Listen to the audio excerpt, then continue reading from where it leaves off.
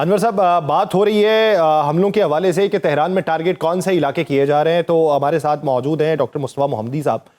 اس وقت تہران کے اندر ہی موجود ہیں۔ وہ کہتے ہیں کہ شہری علاقوں پہ زیادہ حملے ہو رہے ہیں، قانون نافذ کرنے والے جو ادارے ہیں ان کے دفاتر کے اوپر حملے ہو رہے ہیں، جو پولیس ہے وہاں کی مقامی۔ لیکن دوسری طرف اگر امریکہ کی صورتحال دیکھیں، ہمیں یہ معلوم پڑتا ہے کہ امریکہ کے اندر بحث و مباحثہ مخالف نظریات والوں کا بہت زیادہ عروج پہ پہنچا ہوا ہے۔ تاثر تو یہی ہے۔ آپ بتائیے کہ ہیٹ کیسی ہے ایران پہ حملے کے حوالے سے؟ کیا وہاں پہ جذبات ہیں، اور اس کی مخالفت والوں کے جو احساسات اور بیانات یا ان کے جو دلائل ہیں وہ کیا ہیں؟ دیکھیں، اس پہ اعتراضات اٹھائے جا رہے ہیں، اس میں کوئی شبہ نہیں۔ ڈیموکریٹ جو ہیں وہ کہہ رہے ہیں، انہوں نے ایک قانونی پوائنٹ جو ہے وہ اٹھایا ہوا ہے کہ کسی بھی ملک پر حملہ کرنے کے لیے یا جنگ ڈکلیئر کرنے کے لیے کانگریس کی منظوری ضروری ہے، اور صدر ٹرمپ نے کانگریس کی منظوری نہیں لی، اس کے بغیر حملہ کر لیا، لہذا انہیں فوری طور پر جنگ روک دینی چاہیے اور کانگریس میں جائیں، اس سے بحث ہو، منظوری لیں، اور اس کے بعد اگر کانگریس دے تو پھر جنگ دوبارہ شروع کریں۔ اس سلسلے میں 3 قراردادیں ہیں جن پہ اسی ہفتے ووٹنگ ہوگی، ایک سینٹ میں اور 2 ہاؤس آف ریپرزنٹیٹیو میں۔ لیکن یہ ہے کہ چونکہ ہاؤس آف ریپرزنٹیٹیو میں تو واضح اکثریت ہے اور سینٹ میں بھی ان کی 3 ووٹوں کی اکثریت ہے، تو وہ جیت تو جائیں گے، اور اگر جیتے نہیں بھی تو صدر کے پاس ایک اختیار ہوتا ہے کہ وہ ایگزیکٹو آرڈر کے ذریعہ کسی بھی چیز پہ عمل کر سکتا ہے، اور اس کو روکنے کے لیے اس ایگزیکٹو آرڈر کو وہ چاہیے ان کو 3/4 ووٹ، تو وہ تو ڈیموکریٹس کے پاس نہیں ہے، تو قانونی طور پہ روکنا مشکل ہوگا۔ اور جہاں تک پبلک سینٹیمنٹس کی بات ہے، تو پہلی دفعہ جب انہوں نے دوسری دفعہ جب صدر بش کے دور میں، بش جونیئر کے دور میں انہوں نے جب عراق پہ حملہ کیا تھا، اس میں بہت بڑے بڑے جلوس نکلے تھے۔ میں بھی ان میں نے مطلب شریک ہوا تھا، دیکھا تھا میں نے ایز اے جرنلسٹ، اور اس میں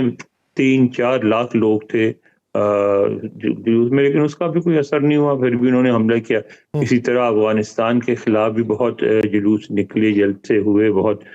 کچھ ہوتا رہا، اور ہوتے ہوتے یعنی آخر 20 سال لگ گئے کہ جب انہوں نے فوج بڑھایا 20 سال بعد۔ تو فوری طور پر تو ایسا پریشر نہیں ہے جس کی وجہ سے صدر ٹرمپ مجبور ہو کے کارروائی روک دیں۔ صحیح۔ انور صاحب، آپ سر کیا سمجھتے ہیں 12 روزہ جنگ کے مقابل میں یہ جو 5 دن ہیں، ان 5 دنوں میں جس حد تک خلیجی ممالک ٹارگٹ کیے گئے، سرمایہ کاری آپ نے دیکھی کہ وہاں سے کس حد تک موو ہو رہی ہے؟ سٹاک ایکسچینج میں جو دبئی کی سٹاک ایکسچینج ہے، وہاں آپ کی صورتحال اگر دیکھیں تو کتنے پوائنٹس کی کمی واقع ہوئی ہے کہ وہ اسے کریش کرنا پڑا ہے۔ پھر اسرائیل کے اوپر جو ٹارگٹس 12 روزہ جنگ میں کیے جا رہے تھے، ان میں سے بے شمار جو ہیں وہ ہدف تک پہنچنے سے پہلے روک دیے جاتے تھے، اب روکے بھی نہیں جا رہے زیادہ تر، اور اگر ملبہ اس کا تباہ بھی اوپر کیا جا رہا ہے تو کم بلندی پہ کیا جا رہا ہے جو نیچے گر کے نقصان پہنچا رہا ہے۔ تو اب کی بار مختلف کیا ہے اور اس کا نتیجہ کیا مختلف ہوگا؟ دیکھیں، جو کچھ ہو رہا ہے وہاں مشرق وسطیٰ میں، اس پہ میرا تبصرہ نہیں بنتا، اس لیے کہ میں وہاں موجود نہیں ہوں۔ جو کچھ میں کہوں گا وہ اخبار میں پڑھی ہوئی چیز دیکھ کے یا ٹی وی یا انٹرنیٹ پہ دیکھ کے وہ کہوں گا، لیکن جو یہاں کی صورتحال ہے اس کے حساب سے میں آپ کو بتا سکتا ہوں کہ یہاں کیا ہو رہا ہے۔ یعنی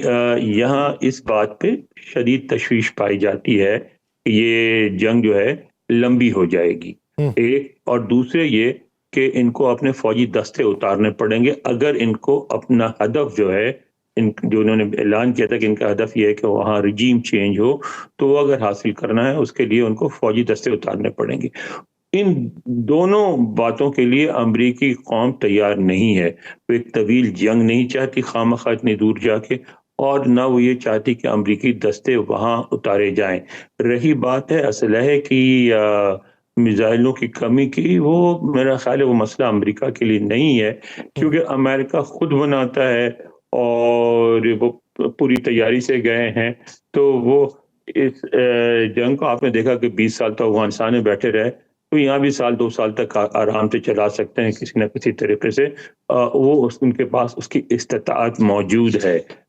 اصل جو پریشر ایران کی طرف سے بلڈ ہو رہا ہے، وہ جو اس کی پہلی بات آپ نے کی، وہ پریشر بلڈ ہو رہا ہے، اور وہ ہے بلڈ اپ ہو رہا ہے، وہ ہے معاشی تباہی کا. اگر تیل کی ترسیل رک جاتی ہے اسٹریٹ آف ہرمز سے، اگر وہاں سے جو وہاں کے خلیجی ممالک ہیں ان کی معیشت کو نقصان پہنچتا ہے، اور اس کی ظاہر ہے کہ وہ جو خلیجی ممالک ہیں مثلا دبئی وغیرہ